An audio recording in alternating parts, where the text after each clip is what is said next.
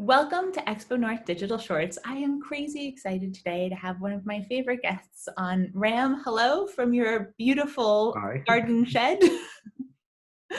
It's so nice to have you here. So Ram is an associate professor at the School of Informatics at Edinburgh University, also involved in a startup. And the whole theme today is looking at robotics and looking at trust in AI. So Ram, can you tell us a little bit about who you are and what you do? Yeah. So to start with, I'm a roboticist. That's how we call ourselves in the technical speak.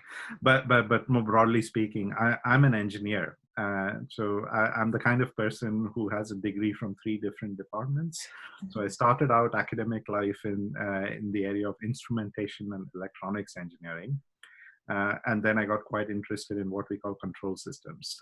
These are the kind of systems that go into everything from actually the hob, which is controlling your temperature, to kind of high performance aircraft, and so the underpinning technology behind this. Can And I so ask that you really quickly, just to clarify, because that's a very specific interest. Why did that intrigue you so much?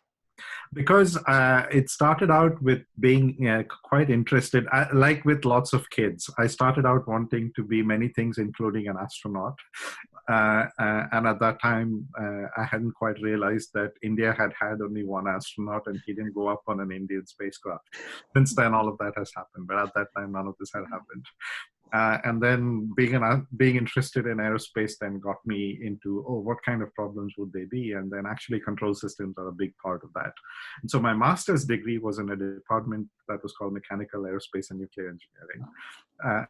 And then I came back for my PhD to in electrical and computer engineering. And so a lot of my work was in computer science. And so currently I'm in the School of Informatics, which is computer science and AI.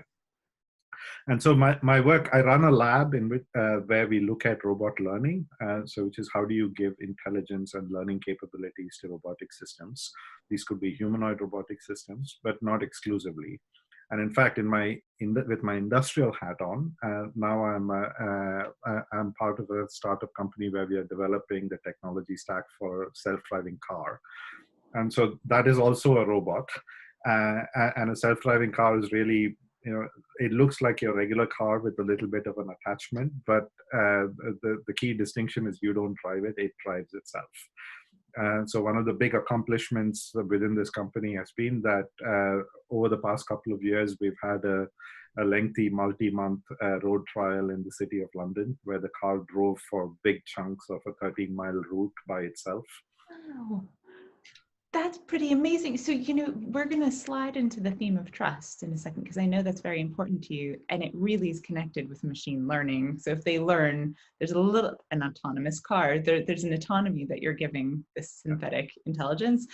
I can't think of a better trust exercise than getting into a car I can't drive as a complete control freak. And intellectually, I know that it probably is a better driver than I am, in terms of not being distracted, not having a lot of things on their mind. Still, it's very difficult. So when you, in that startup company, how much of trust is a conversation?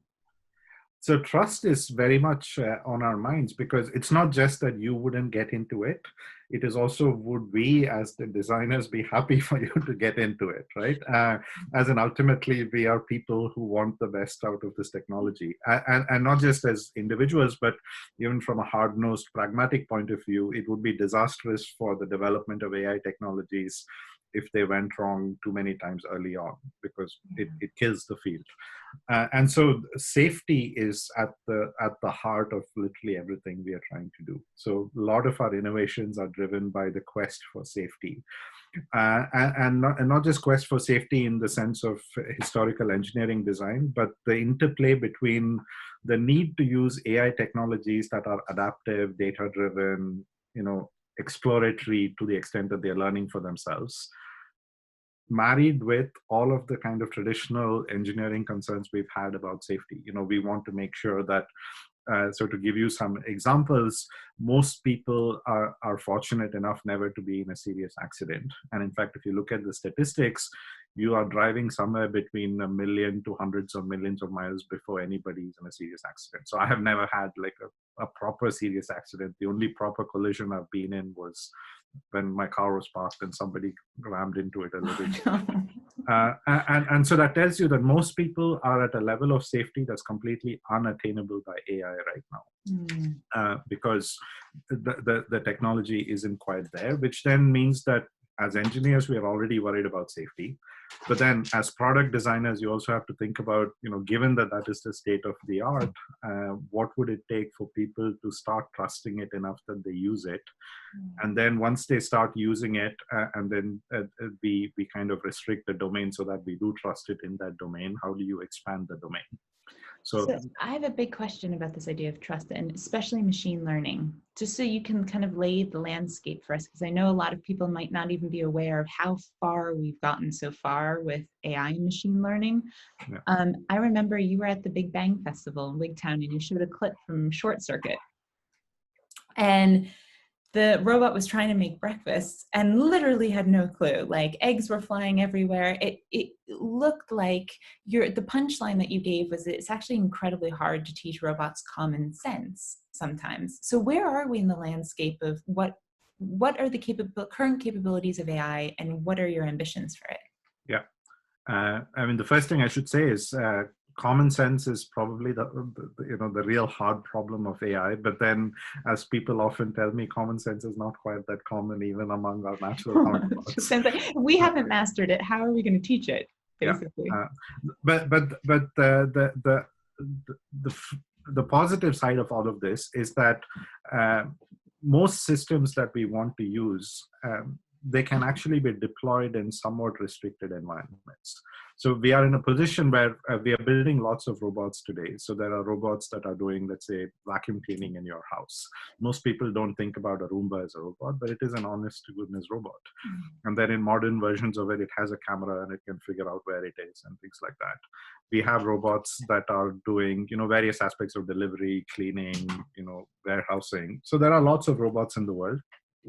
Many of these things are autonomous, and autonomous meaning they perceive the environment for themselves, they make decisions about what to do next, and then they do that, right? Mm-hmm. The place where it all gets very difficult is when you want to give it so much autonomy that things change in the environment, things go wrong, and the whole environment changes, and the robot is still doing its task. So somehow that bit of long-term kind of persistent autonomy and being able to do that in a setting where it does it in much the same way as a person would do it without too much engineering of the environment, that's the hard problem.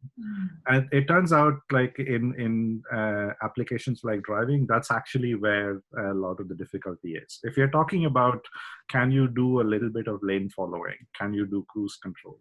These are by now very mature technologies. Most modern cars have cruise control. We trust it. Nobody has problems with it. Actually, most of flight, if you think about it, 90% of the time when you're sitting in a plane, the pilot isn't doing anything. They don't need to do anything. The plane can fly itself. Literally, it's 5 to 10% of the time when you're landing or when you're trying to take off or when you're in turbulent winds. That's literally the only time when you need human intervention. And even that is becoming automated away. And so I think that the real challenge here is specifications that are very complex for us to articulate even to each other. That's the hard bit for how do you put that into AI. Well, can I ask, are we assuming that AI is going to learn like we do? Or are we trying to find new ways for AI to learn? We normally explore both. So from the point of view that humans are the best existence proof of what a good AI should do, like all good scientists, we look at the thing that exists to find out what's going on. But actually, when we sit down and say, how do we want to build it, it's very, very rare that we mimic all of the natural world. Okay. It simply can't be done if anybody's serious about it. So I'm literally reading a book at the moment that talks about why the human brain is so much more efficient than computational brains. And the answer takes me all the way from how specialized protein folding mechanisms encode information to why it is that our retina is structured in a certain way. We can't mimic all of this stuff. This is too much. So what we actually do is to take from humans what seem to be cognitive principles that might guide algorithm design. Okay. So what we really copy is more at the level of cognitive science principles of, normally people don't just pick up the concept by themselves, they're taught. Right? Okay. So a good example is human learning is actually sequenced. If you think about it, it's not until the age of, if I remember correctly, 8 months or so that a human baby knows what an object is. If I left the room and came back, I might as well be a whole other person until 8 months. They don't know the difference. It's only after about a year that they know, yeah, it is you. And it takes 3 years to say you are dad. And then it takes many more years to say these are the attributes of dad. And actually, there are many other features about how you maintain beliefs about third persons and so on that don't come on till 5 years. So these kinds of things are helpful to know because it tells you in what sequence do you want to learn, how do you want to structure learning, where do you put the restrictions, what kind of objects and ontologies can you assume, things like that. Rim, in this process, because a lot of people in the arts are going to be watching this, and I don't know how collaborative and cross-disciplinary is this kind of work. Do you work with designers at all, or programmers, or conceptual artists? How does that fit in? So a lot of our work and the way my lab is currently structured, we are already more interdisciplinary than some other kind of labs in the sense that people who have come into our area have had first degrees in everything from mathematics to kind of cognition and psychology. So to some extent, we are broad in terms of where people begin. And that breadth is necessary. So in fact, the School of Informatics was put together explicitly as a combination of cognitive science, artificial intelligence, computer science, mathematics, all of this. But now that we are talking about serious products and the kind of robots that might, not just the car. So in our lab, we are looking at, for instance, applications in medicine. So where we are beginning to ask the question, how do you build a surgical robot?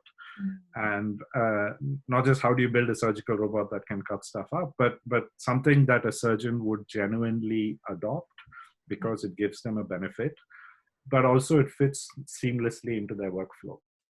So by the time we ask questions like that, we have to reach out. We have to understand then what does surgery entail. So I've stood through, as in I have had the opportunity to visit as a guest several surgeries, and so I've just stood there. Are you squeamish at all? It turns out I wasn't very squeamish. So I watched brain surgery where a tumor was being removed from the brain and the skull was being cut open, and as with everybody else in the room, we had to wear surgical gowns and masks and everything like that. Wow. You were saying about if a robot can peel an orange, there's a correlation between that and surgery. Can you explain that a bit? Yeah. So the test case we have is we started out by thinking, okay, we want to simulate the surgical process, but I mean, we are a computer science lab, and how do we kind of step in? And in order for, so this goes to your interdisciplinarity point. So there's a collaboration between me as a roboticist and a computer scientist and a surgeon whose day job is to do neurosurgery and cancer neurosurgery. And so we wanted to explain to him what we could do because it wasn't clear, what are your capabilities?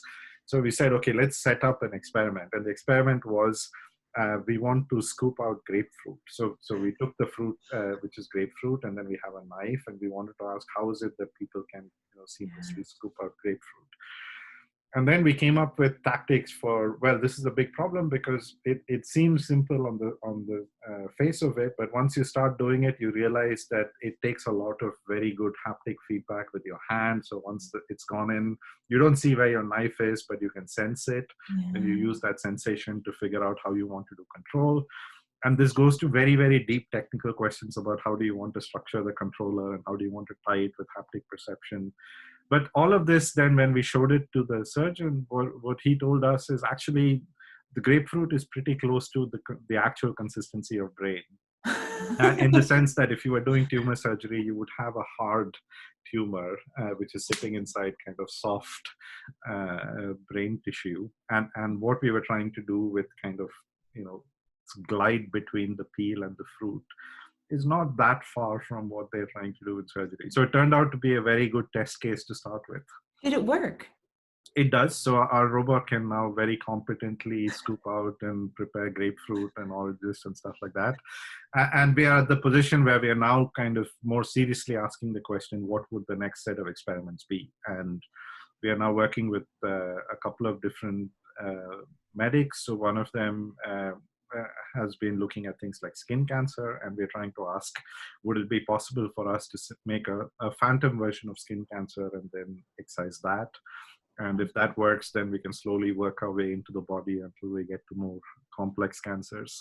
That's amazing. Tina, I think this is so important to you. First of all, it's very exciting and really amazing work. And I think it's so important for people to hear, which is why I really encourage more storytellers to go into that industry and for scientists to become storytellers, because I think in order to build trust in AI, instead of having it look magic, like it appeared complete overnight, it's really interesting to hear the steps that it takes to get where you want to go, so that we trust each of the steps and what the scientists have learned and why it was built that way. So it's very powerful. It's really exciting. Can I ask, I would, because of my imagination, if I were working in your field, I would anthropomorphize every robot.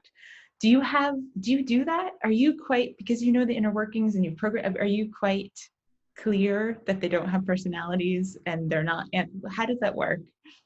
I think we are quite clear that they don't have personalities, but we are very well aware that they have quirks. So especially because these platforms, there are only a few of these platforms. And a very good example is we have this one robot in our lab called PR2, which is a commercial robot. It was built by a company in California, but there's really only 50 or so of them in the world. And by now, we know some other labs who have one of these robots. And we actually talk about it in terms of, well, my PR2 still has this working and yours seems to have broken. So it is a form of anthropomorphization, if you like. Yeah. But kind of to the bigger question, I don't think it takes away the magic of what's happening from knowing how it works. So there's a quote I remember from Feynman where he was saying, you know, I can look at a flower and both appreciate the fact that it's beautiful and knowing the physics of it, appreciate the fact that the physics of it is also beautiful. The optics. Yeah, wonderful. And one form of beauty doesn't need to take away the existence of the other form of beauty. And I think it's a bit like that. So in fact, now it's a back and forth thing. So sometimes I'm watching our 2-year-old son, and then he's gliding down the stairs or doing some peculiar thing with how he opens a box.